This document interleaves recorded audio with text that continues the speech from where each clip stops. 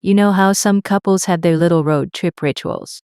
Like, one person is always in charge of snacks, the other controls the music. Well, for me and my boyfriend of over a year, our ritual seemed to be him finding a way to bring up his ex-girlfriends. It was like clockwork.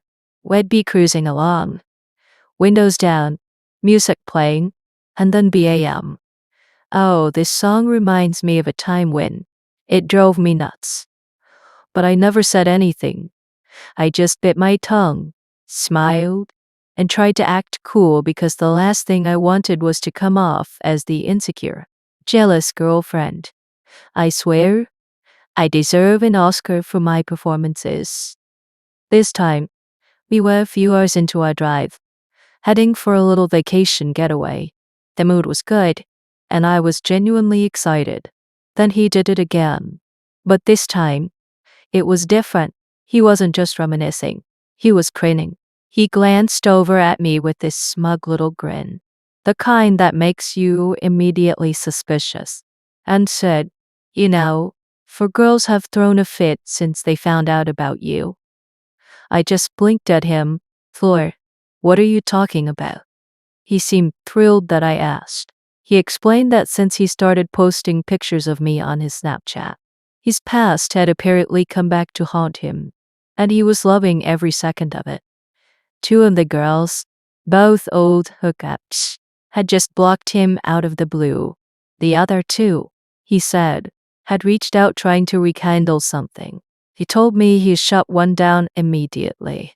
That the other one, we'll just call her ex. It heard this name before, Ayla.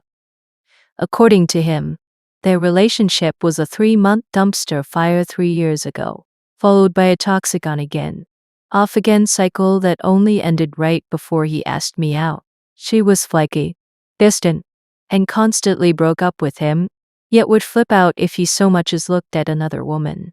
Despite all this, he once told me, with a straight face, that it was the most significant relationship he'd ever had. He'd even ditched to date with some other girl once just to go pick X up, only to find out she needed a ride home because some other dude had stood her up. So, back in the car, he starts telling me about a Snapchat conversation he had with her just last week. He said she'd reached out, apologized for how she'd treated him, and then laid it on thick. She told him she was jealous of me, that she missed him, and that she'd always have a soft spot for him. I was already feeling a little grossed out by his ego trip over the 4 girls, but I was trying to be supportive. And then he delivered the final blow. He looked at me, still with that hint of pride in his voice, and told me what he said back to her. I told her, for what it's worth, I feel the same, but I had to move on. The music playing in the car suddenly sounded like pure noise.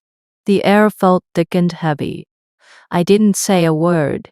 I just turned my head and stared out the passenger window, watching the trees blur into a meaningless green streak. Why would you say that to her? And the more terrifying question that echoed in my head, a question that made my stomach clench into a cold, hard knot. Why do you still feel that way at all?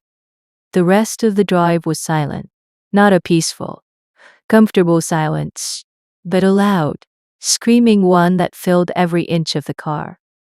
I just stared out the window, replaying his words over and over. I feel the same. Each time, it felt like a fresh slap in the face. When we finally pulled into the hotel parking lot, the tension was so thick I could barely breathe. We didn't speak a word as we checked in, got the key, and walked to our room. The whole time, I could feel his eyes on me, probably waiting for me to explode. But I felt strangely calm, like the eye of a hurricane. The explosion was coming. I just didn't know when. The second the hotel room door clicked shut behind us, I dropped my bag on the floor. "That conversation you had with her," I said, my voice low but steady. "It really bothered me. Do you guys still talk after that?" He sighed, running a hand through his hair. "Babe, It's not a big deal. I was just letting her down easy. He pulled out his phone. Here, I'll show you. But as he unlocked it, he did something weird. He angled the screen sharply away from me as he swiped to his Snapchat conversations. I could only see the back of his phone. Why are you hiding your screen? I asked, my suspicion flaring up instantly. I'm not, he said, a little too quickly. My group chats just have some weird names. That's all. He looked almost amused by the situation, which made my blood run cold. He finally tapped on his chat with X, but he still kept it tilted, reading it himself for a second before finally turning it towards me. What he showed me was a short, save, completely harmless bit of small talk from over a year ago. He held it out for a literal second or two before starting to pull it back. On instinct, I reached out to touch the screen, just to hold it in place so I could actually read it.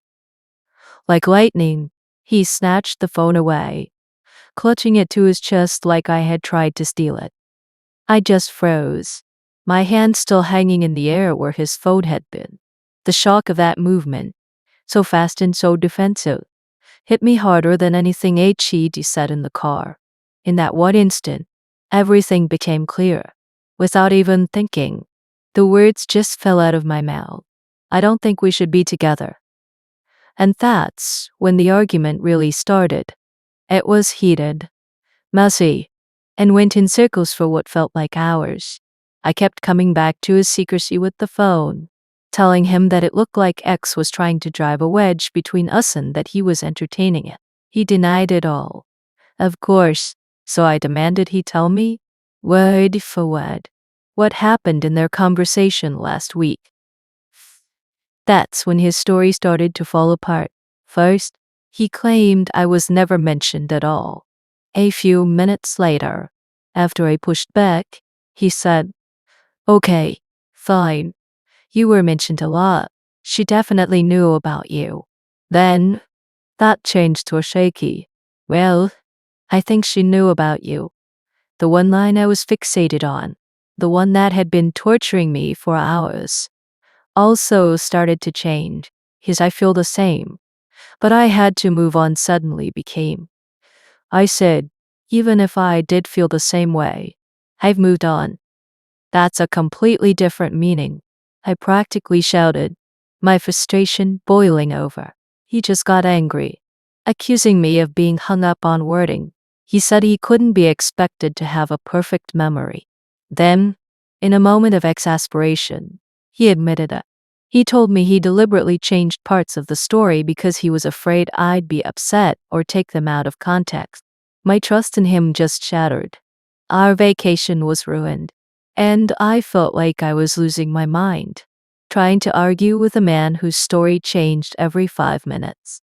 The rest of our vacation was a miserable haze of whispered arguments and long, bitter silences. His story kept shifting, and my trust was completely gone. I felt like I was being haunted. I finally told him, my voice shaking with a mix of anger and exhaustion, that I needed something concrete to happen for us to even have a chance.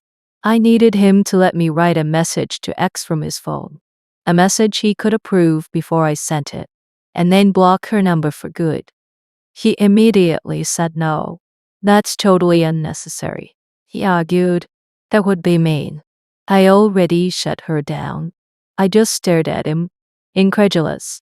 This was the same guy who, just a day before, had agreed with me that she was actively trying to sabotage our relationship. His refusal felt like he was still protecting her feelings over mine. I got more upset, telling him that this was what I needed for our relationship to work. After more fighting, he begrudgingly pulled up her contact on his regular text messages and showed me that he had, in fact, already blocked her on Snapchat. But at that point, I was too heated to care. It wasn't enough. I wanted a clear, undeniable line drawn in the sand.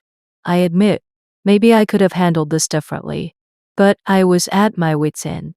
I told him I still wanted a text sent, I took his phone and typed it out, my hands trembling slightly. I want to be clear that I'm not at all interested in you and don't want to keep in contact, so I'm blocking you. I showed it to him. He shook his head. No, I'm not sending that. I feel like I need to stand my ground on this. That broke me. I started crying, not understanding why he was fighting so hard to be nice to a woman who was a clear threat to us. We went back and forth until he finally looked at me, his face grim. Fine, he said, his voice flat. You can send it, but I'll break up with you. The air went out of the room. I looked at him, searching his face for any sign that he was bluffing. There was none. Really? I asked, my voice barely a whisper. Then, before I could second guess myself, I hit send. He just slumped back on the bed, looking utterly defeated as we sat in a deafening silence. A few moments later, his phone buzzed. She had replied, calling him crazy and a D, and saying she didn't deserve that. He mumbled about how embarrassed he was, how he looked psychotic to her now. His phone buzzed again. Not her, he said quickly. It was only days later that he admitted it was a second message from her. I hope that made your girlfriend feel better. Honestly, it did. Sending that message was the first moment of relief I'd felt in days, and my boyfriend even admitted that after his initial anger faded, he felt relieved too. She's blocked everywhere now, but I still feel so sketched out. I want to ask him to show me she's still blocked, but to do it without the shady phone tilting so I can actually see it for myself. But then I hear his voice in my head calling me the jealous girlfriend. He's always been private with his phone, but now it feels different. Sinister. He calls me insecure and crazy, and I'm starting to question my own sanity. Was I right to think he wasn't over her and was falling for her bait? Or am I the one who blew this all out of proportion? We just go in circles every time we talk about it, and I don't know how to move forward from here.